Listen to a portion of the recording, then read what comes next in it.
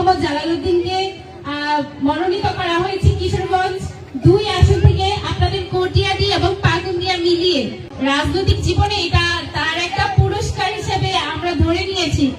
48টা বছর তিনি হচ্ছে বিএনপি রাজনীতি করেছে, অনেক অনেক অনেক নির্যাতিত নিপীড়িত হয়েছে, তারপর একটা পুরস্কার পেয়েছে। তা আমরা তো অনেক খুশি, সেটার জন্য আপনারা খুশি না?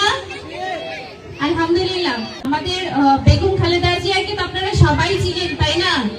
তিনি কিন্তু আপনারা মহিলারা যারা আছে বিশেষ করে তাদের জন্য কিন্তু অনেক কিছু করে গিয়েছেন।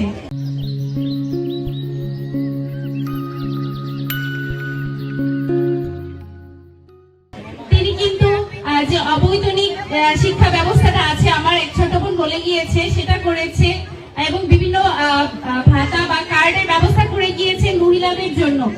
তো আমরা আরো একবার ভেবেছিলাম তাকে আরো একবার প্রধানমন্ত্রী হিসেবে দেখব, কিন্তু সেই ইচ্ছা আমাদের আল্লাহ তাআলা পূরণ করেননি। তিনি আল্লাহ তাকে সাড়া দিয়েছেন, কিছুই করার নেই। জনাব তারেক রহমান স্যার এসেছেন, আপনারা সবাই দেখেছেন 18টা বছর পর। তার কিন্তু 18 বছর পরে তিনি এসেছেন, তার কিন্তু জীবনের ঝুঁকি নিয়ে এদেশে আসার কোনো দরকার ছিল না। চাইলে কিন্তু আরো ভালো জীবনযাপন কাটাতে পারতেন বিদেশে, কিন্তু এসেছেন শুধুমাত্র আপনাদের জন্য।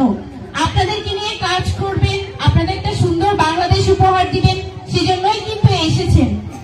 পরিকল্পনার মধ্যে এই যে একটা ফ্যামিলি কার্ড মহিলাদের জন্য, এই কার্ডটির ব্যবস্থা তিনি করেছেন।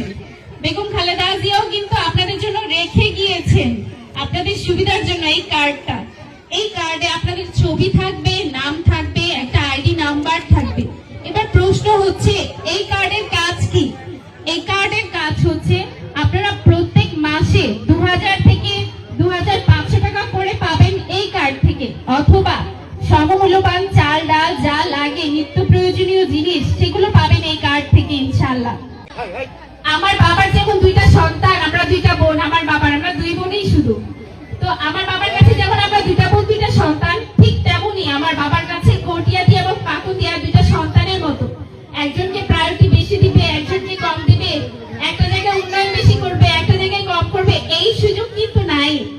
আমি আপনাদেরকে গ্যারান্টি দিয়ে বলতে পারি, কটিয়াদি যেভাবে উন্নয়ন করবেন আমার বাবা, পাকুন্দিয়াও একইভাবে উন্নয়ন করবেন ইনশাআল্লাহ। পাকুন্দিয়া যেভাবে উন্নয়ন করবেন, কটিয়াদিকেও ঠিক সেভাবেই দেখবেন ইনশাআল্লাহ। তো আমি আপনাদের কাছে 12 তারিখ ভোট চাচ্ছি ধানের শীষ প্রতীকে। আপনারা 12 তারিখে সবাইকে কেন্দ্রে যেতে হবে, বিশেষ করে আপনারা কেন্দ্রে যাবেন।